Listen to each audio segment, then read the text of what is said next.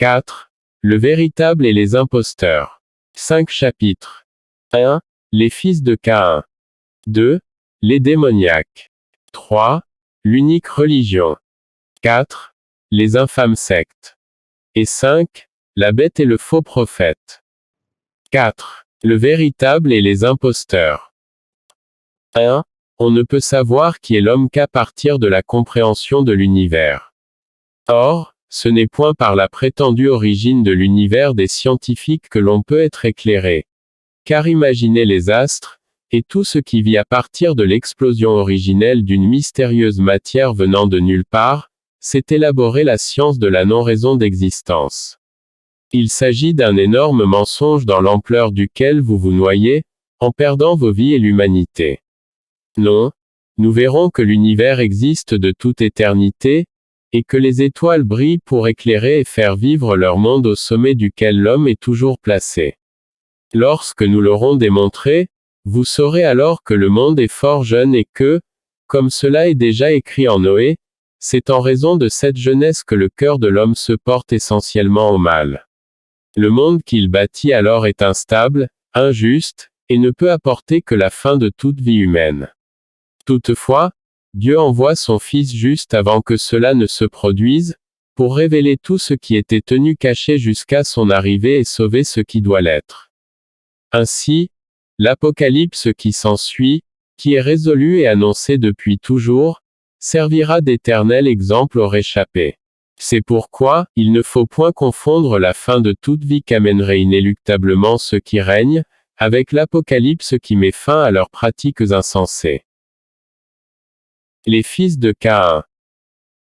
2. L'Éden était la beauté du monde des commencements. Mais il fut bien vite enseveli par les fils de Caïn qui régnèrent jusqu'à présent, en pratiquant ce qu'il ne faudra plus jamais faire. Ce qui n'est pas vain et inutile toutefois, car savoir où conduit la rébellion à Dieu est un acquis considérable.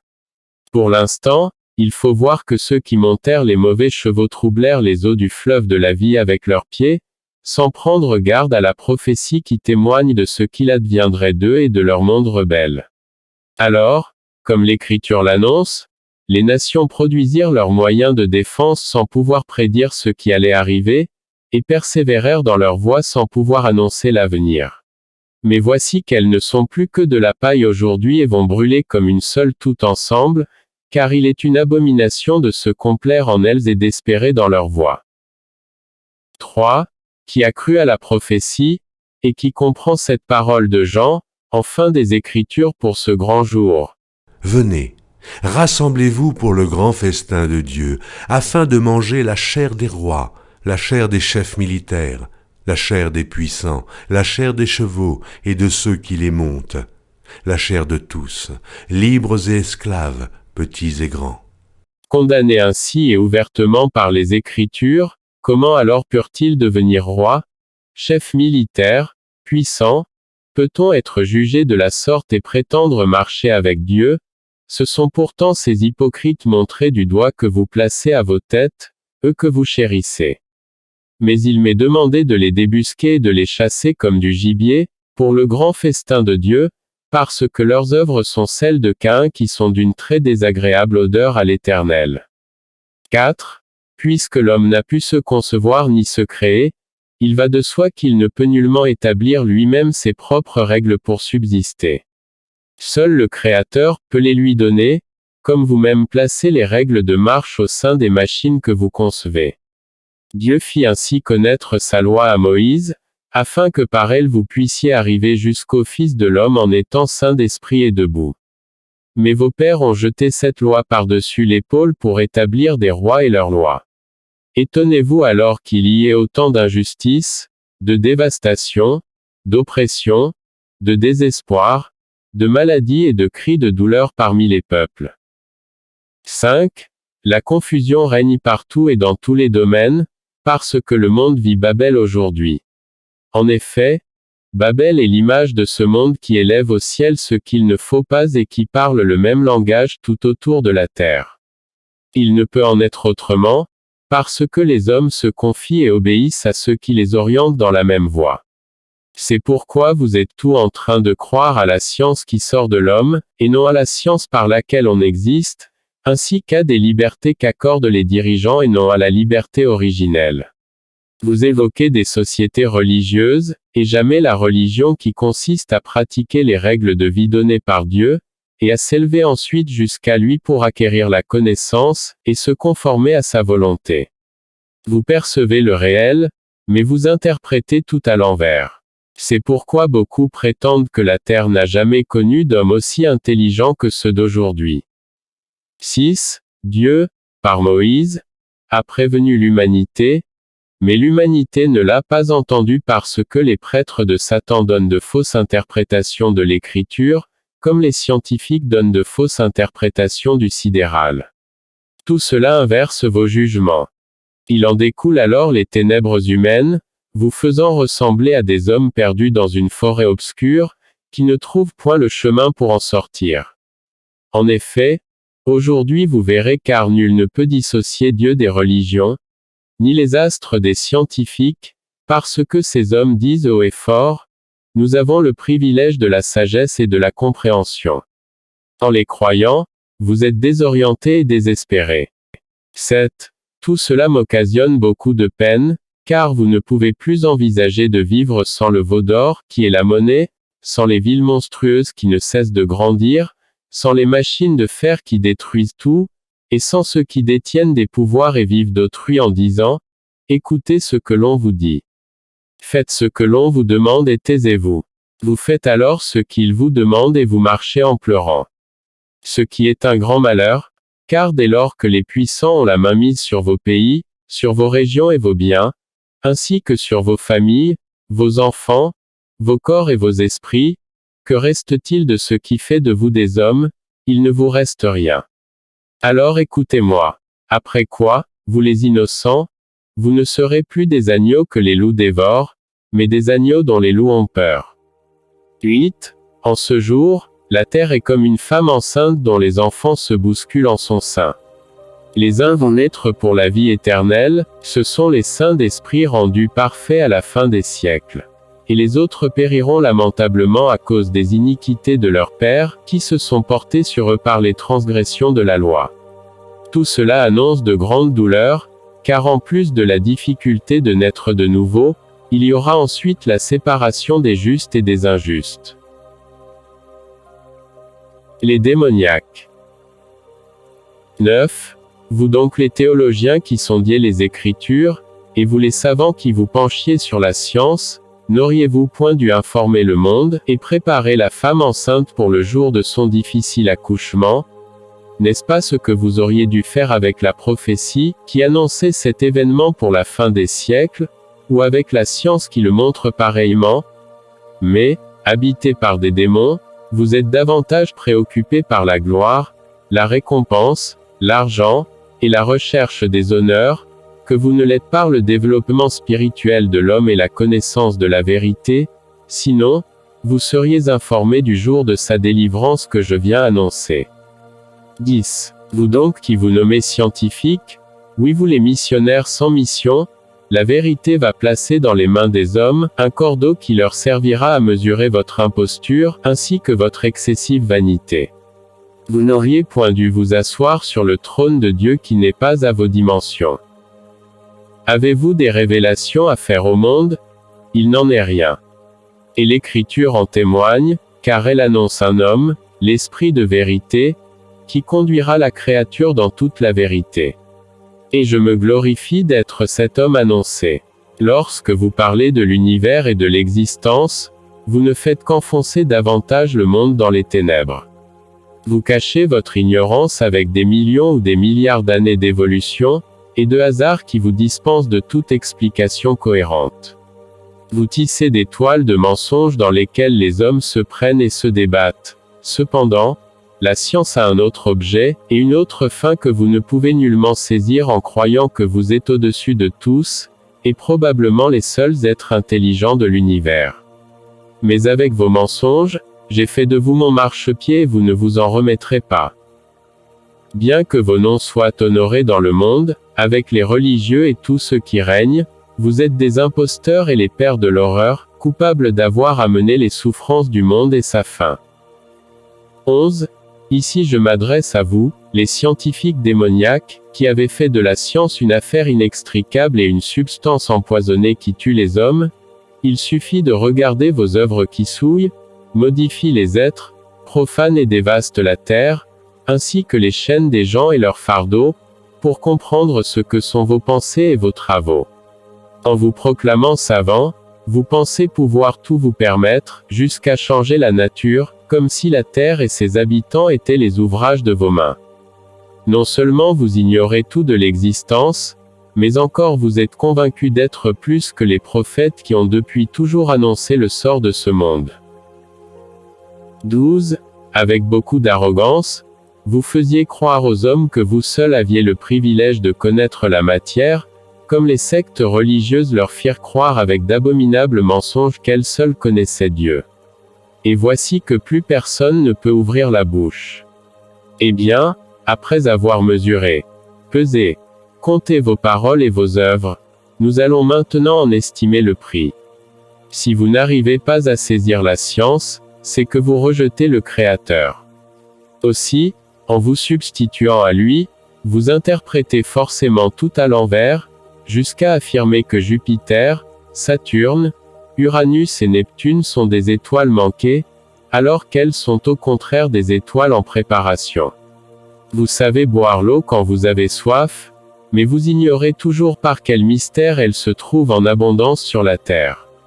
Vous parlez de la particule et de l'astre, sans toutefois connaître le cycle de la matière. Vous donnez des explications, mais sans connaître le principe d'existence des masses. Vous prétendez, vous affirmez et conduisez le monde à sa ruine. Hypocrite. Aujourd'hui vous êtes mis à la porte, car vous n'êtes pas de taille à sortir Dieu de son univers, et vos bras sont trop courts pour abolir ses règles. 13. Depuis que je vous observe, je vous entends dire au peuple, vous allez bientôt tout savoir sur la vie, car nous venons de découvrir ceci et cela avec lesquels nous allons enfin pouvoir démontrer l'univers et qui nous sommes. Mais vous continuez d'entraîner les hommes dans vos mensonges, jusqu'à leur faire croire qu'ils sont une espèce de singe qui évolue indéfiniment. Vous ajoutez que le passage de l'humanité sera bref, et que même l'univers disparaîtra. Avec de telles paroles, vous ôtez le désir de vivre, parce que de telles affirmations détruisent les esprits des hommes, et annulent en eux leur raison d'exister. Mais la vérité va leur apparaître tout autre, je vous le dis, et cette fois la vie trouvera tout son sens dans leur cœur. 14. Étant incapable de lire les Écritures, vous les contestez. Et en me regardant d'en haut, vous ricanez. Mais où situez-vous la sagesse depuis vos tours, au sein de vos chaudrons nucléaires à partir desquels vous produisez les armes effroyables de la faim, et les déchets contaminés, ou bien dans les eaux souillées par vos produits, serait-elle dans vos laboratoires où vous cultivez d'abominables maladies, avec les militaires, pour exercer votre domination sur les populations? Se cacherait-elle parmi vos victimes qui meurent chaque jour, et que l'on ramasse le long des routes, et autour des villes? La voyez-vous dans vos industries qui détruisent les sites, l'air, l'eau, les animaux en grand nombre, les semences et le climat? Habiterait-elle parmi ces peuples, qui, voulant vous suivre, sont appauvris et ébranlés sur leur base, et désormais semblables à des squelettes sur pied? Est-ce la sagesse ou votre immense vanité qui vous fait croire que vous êtes au-dessus du Créateur, et que vous pouvez à votre guise changer sa création par des manipulations de gènes, de cellules et d'embryons? Insensé. Vous ne pensez qu'à faire des chimères et des machines de mort. Vous ne professez que la catastrophe et le néant, parce que vous n'êtes que les enseignants du mensonge, et les fournisseurs de visions démoniaques desquelles sortent la violence, l'insensibilité et les moyens de l'extermination. 15. En ayant lamentablement échoué dans vos tentatives d'explication sur l'existence, vous en êtes arrivé à cette conclusion: l'homme est un hasard. L'eau sur la terre est un hasard. La terre elle-même est un très grand hasard, ainsi que l'intelligence des hommes. Mais dites-moi, si ce hasard-là est en mesure de concevoir, et de créer les astres qui offrent des conditions de vie, avec lesquelles il forme le monde espèce après espèce, jusqu'au homme qui rit et pleure, n'est-il pas divin? Qu'avez-vous donc contre le Créateur pour l'appeler hasard? Que vous a-t-il fait pour que vous soyez tous ligués contre lui, alors qu'il vous donne le souffle de vie? L'accusez-vous de vous laisser dévaster la terre et d'occasionner des souffrances horribles parmi les peuples, alors qu'il vous fit connaître sa loi pour ne pas en arriver là?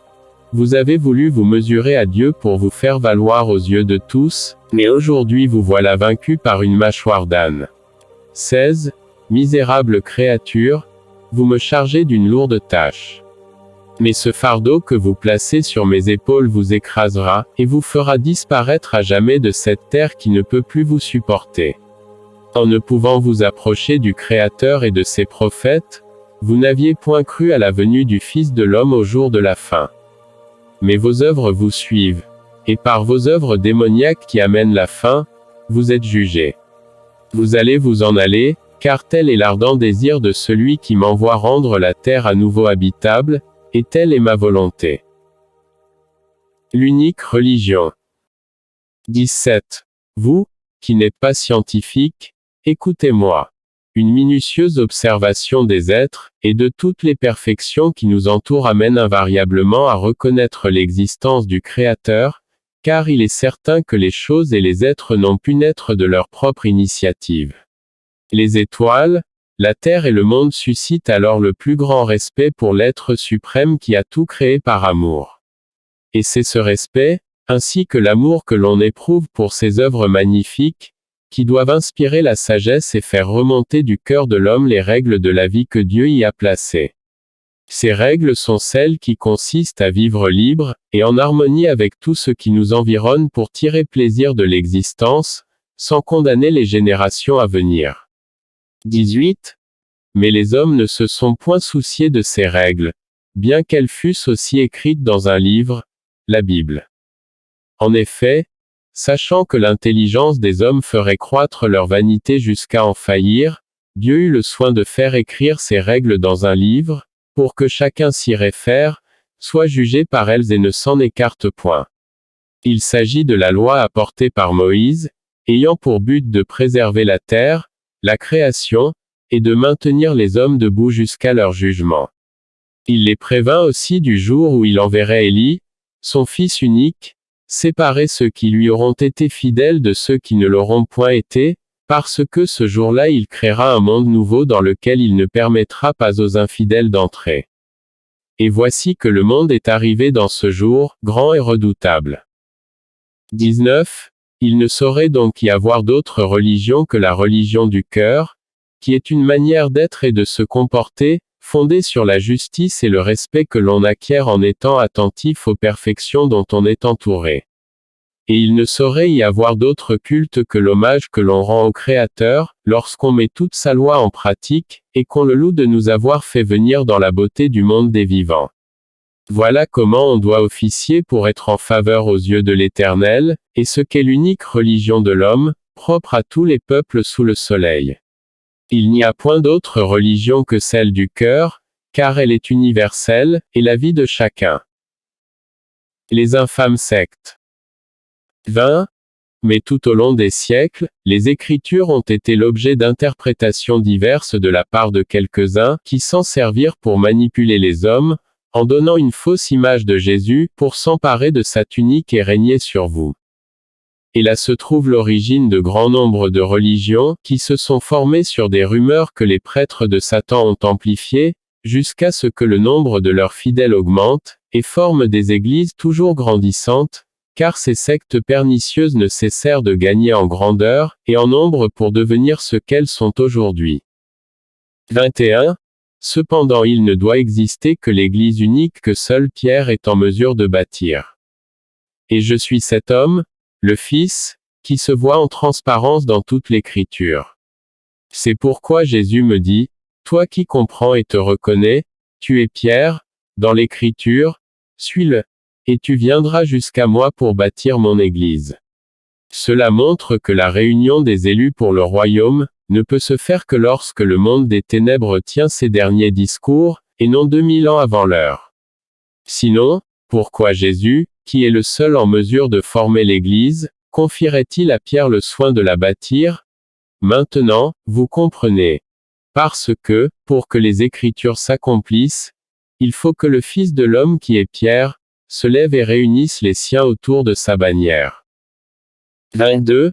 Par conséquent, nul ne peut être dépositaire des Écritures qui sont destinées à tous les hommes, pour qu'ils vivent par elles, et ne soient point soumis au jugement du dernier jour. Elles ne furent donc point destinées à un peuple particulier, et encore moins à ces hypocrites qui s'en emparèrent pour dominer le monde. Ne concevant point que le Fils de Dieu était, dans les Écritures, l'image du Fils de l'homme aujourd'hui, ils s'empressèrent de dire qu'il était passé et qu'il ne reviendrait plus. Ils firent ensuite croire au peuple qu'ils étaient eux-mêmes envoyés sur terre pour reprendre son flambeau. Aussi, pour abuser des hommes et vivre à leurs dépens, plusieurs de ceux qui collaborèrent avec les Romains fondèrent une secte sur le mensonge, et voulurent l'imposer au peuple par la violence. Ils firent ainsi de leur histoire une infamie, une immense traînée de sang innocent qui les suit et qu'ils ne peuvent plus effacer derrière eux. 23. Pour vous tous qui avez marché dans ces voies, qu'est donc à vos yeux cette secte romaine et tous ceux qui se pratiquent avec elle?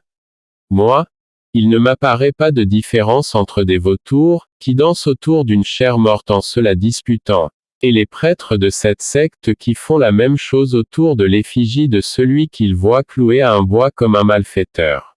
Les vautours, et ce genre de prêtres sont de la même espèce, ils ont les mêmes rites, les mêmes façons de vivre de chair déchirée. Ils ont associé Jésus à la mort. Ils me sont en horreur, ils me donnent la nausée. Il aurait mieux valu pour eux qu'ils ne fussent jamais nés. Car cette fois ils vont connaître celui qui a les yeux ouverts et qui connaît la parole de Dieu, le premier-né que les prophètes appellent la lumière des nations. Alors, ils feront la différence avec celui qu'ils placent en effigie sur les tombeaux, et qui ne concerne nullement le Fils, ni le Père qui l'envoie aujourd'hui dans le monde. 24. Bien que vous en ayez été avertis par les Écritures, nul ne voit que les religions sont nuisibles. Aucune n'est la vraie religion. Toutes sont des sectes qui, d'une façon ou d'une autre, vous conduisent à la mort. C'est en raison de cela qu'il n'y a pas de mort d'homme qui ne soit la conséquence de leurs mensonges, pas de souffrance qui ne trouve en elles leur source, point de désespoir qui ne soit leur œuvre. Tout est mauvais en elles, car il n'y a rien de plus pernicieux que de parler de Dieu avec faveur et d'agir en transgressant ses commandements. C'est pourquoi la connaissance de la vérité fait disparaître toutes les sectes religieuses, auxquelles s'ajoutent les sectes politiques. En effet, prêtres impies et rois marchent ensemble depuis toujours, avec les militaires, les trafiquants, les scientifiques, les conquérants, les riches et tous ceux qui les approuvent, petits et grands. Jésus a dit cependant, « N'appelez personne sur la terre votre Père, car un seul est votre Père, celui qui est dans les cieux. Ne vous faites pas appeler directeur, car un seul est votre directeur, le Christ. Le plus grand parmi vous sera votre serviteur. Quiconque s'élèvera sera abaissé, et quiconque s'abaissera sera élevé. » Bien que cela soit dit par Jésus et écrit, comment se fait appeler celui qui se trouve à la tête de l'infâme secte doublement millénaire, et dont les prêtres se font aussi appeler pères, n'affirment-ils pas cependant qu'ils sont chrétiens? Quand on se réclame de Jésus, on lie son âme à la sienne, et on s'abstient de prêcher ou de faire ce qu'il a défendu. Sinon, comme ceux qui se sont élevés, on est abaissé et conduit dans l'enfer du dernier jour duquel il n'y a point de retour. 25. Que l'on écoute le Fils dans l'Écriture, ou debout aujourd'hui dans le monde, il s'agit toujours de l'envoyé de Dieu dans le même moment du temps. Alors ceux qui l'auront trahi auront le sort des traîtres, qui ne peut être autre que leur disparition. Parce que ce qu'ils ont fait de lui, et de ses souffrances est abominable. Très grand est le nombre d'âmes qu'ils ont perdues, et plus grand encore est celui qu'ils vont perdre dans ces derniers instants du monde, parce qu'ils n'obéissent qu'à leur père, Satan. Écartez-vous d'eux, et de toutes les religions qui sont toujours des sectes remplies d'imposteurs, et de meurtriers. C'est au Très-Haut que vous appartenez, et non à une poignée d'hypocrites qui abusent de vous par la ruse ou la violence. 26. Affairés seulement à la recherche de la domination, des biens matériels et du profit, les prêtres de Satan vous ont profondément enfoncé dans les ténèbres pour vous rendre de plus en plus superstitieux et craintifs. Vous ne pouviez alors agir qu'en fonction de leur tradition qui vous faisait perpétuer le mensonge et l'horreur. Ce qui devait être cependant, jusqu'à la venue d'Emmanuel qui conduirait la créature dans toute la vérité. C'est pour cela et en raison de ce que j'ai déjà exposé, que Jésus dit. Si vous ne croyez pas quand je vous parle des choses terrestres, comment croirez-vous quand je vous parle des choses célestes? Puisque ce n'est point encore fait, en ce qui concerne les choses célestes qui changent le cœur de l'homme, permettez que j'accomplisse la parole de celui qui est assis sur moi. Après quoi, vous saurez qui vous êtes et pourquoi vous existez. Soyez patient cependant, car pour l'instant je dois ouvrir votre esprit, et nettoyer mon air qui s'est rempli de mauvaises herbes et de serpents venimeux. La bête, et le faux prophète. 27. Pour ne pas adorer ce qu'il ne faut pas, ni associer à Dieu ce qui n'est pas, Dieu dit à Moïse, pour que vos pères l'entendent depuis lors jusqu'à vous. Tu ne te feras point d'image taillée, ni de représentation quelconque des choses qui sont en haut dans les cieux, qui sont en bas sur la terre et qui sont dans les eaux plus bas que la terre. Ensuite, Dieu dit encore, vous ne vous ferez point des dieux d'argent et des dieux d'or pour me les associer. Vous ne vous en ferez point. Puis il dit, tu ne feras point de statues qui sont en aversion à l'Éternel. Lorsqu'on a foi en Dieu, on se conforme à sa volonté. Et on ne lui associe point l'or et l'argent, ni on ne fait ce qu'il interdit. C'est pourquoi ceux qui font fi de sa parole deviennent aussi les adorateurs de statues, de figures et d'images devant lesquelles ils se prosternent. Bien que condamnés, les organisateurs de ces sectes prétendent cependant que leurs édifices remplis de ces figures sont la maison de Dieu. 28. Mais l'Écriture dit encore contre eux, il y a eu parmi le peuple de faux prophètes. Et il y aura de même parmi vous de faux docteurs, qui introduiront des sectes pernicieuses et qui, reniant le maître qui les a rachetés, attireront sur eux une ruine soudaine. Plusieurs les suivront dans leur dissolution, et la voie de la vérité sera calomniée à cause d'eux.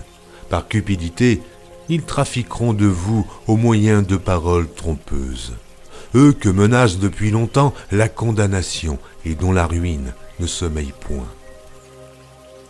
Bien que cette parole prévienne de l'introduction de sectes pernicieuses dans le monde, la plus infâme qui se fait appeler l'Église, alors qu'elle s'efforce de vous rendre superstitieux pour trafiquer de vous, jusqu'à vous vendre Dieu à prix d'argent, et en commettant scandale sur scandale depuis 2000 ans, est bien connue de tous.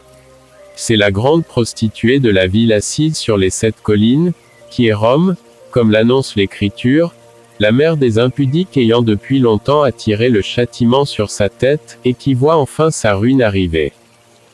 29. Il va être rendu au double de tes infamies, fille de Satan. En te présentant seulement le personnage du Fils, Jean t'a fait tomber dans le piège, fille prostituée. Car tu as voulu t'emparer de son héritage, en ne concevant point qu'il se lève seulement dans les temps messianiques, juste avant la fin du monde.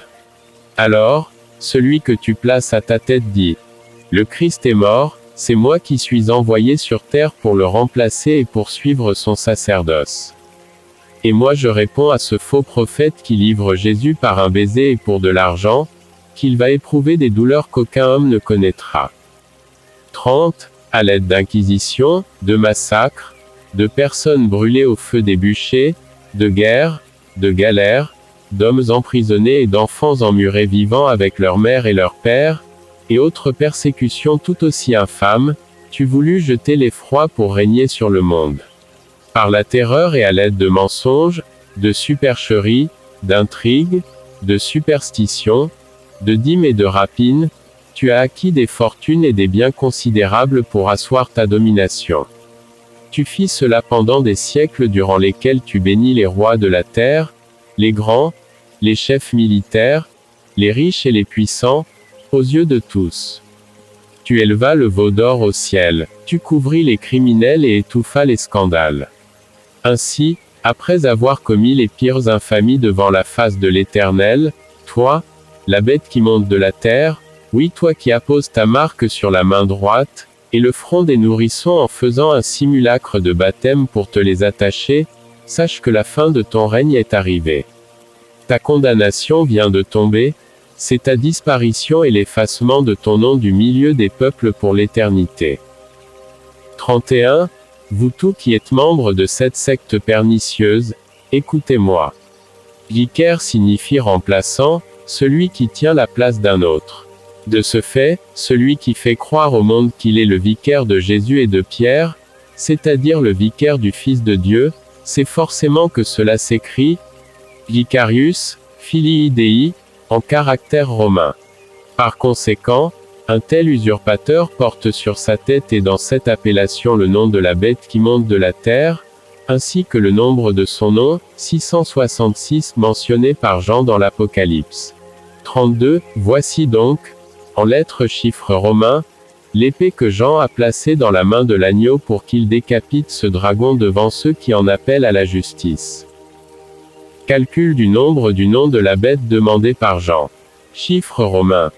Vicarius égale 112, plus Filii égale 53, et Dei égale 501. Total, 666. Toi donc la prostituée, à cause des infamies, et aussi parce que tu voulus la tête de Jean sur un plateau pour t'asseoir définitivement en reine, celui-ci fait tomber ta propre tête aujourd'hui. C'est pourquoi le Fils que tu prétends remplacer comme s'il était passé et ne devait point venir, t'envoie aujourd'hui au fond de la mer pour que le monde soit à jamais débarrassé de ton hypocrisie, et des sacrilèges que tu commis sur les innocents. Ainsi le monde du règne de Satan n'aura plus de tête ni de racine, et disparaîtra pour toujours. Après quoi l'aurore pourra se lever sur cette terre où seul Dieu régnera par les enfants qu'il se choisit aujourd'hui, et par sa loi. Je termine, que dit la Bible? Je prononcerai mes jugements contre eux, à cause de toute leur méchanceté, parce qu'ils m'ont abandonné et ont offert de l'encens à d'autres dieux, et parce qu'ils se sont prosternés devant l'ouvrage de leurs mains. C'est pourquoi, mes bien-aimés, fuyez l'idolâtrie. En 4. Premier.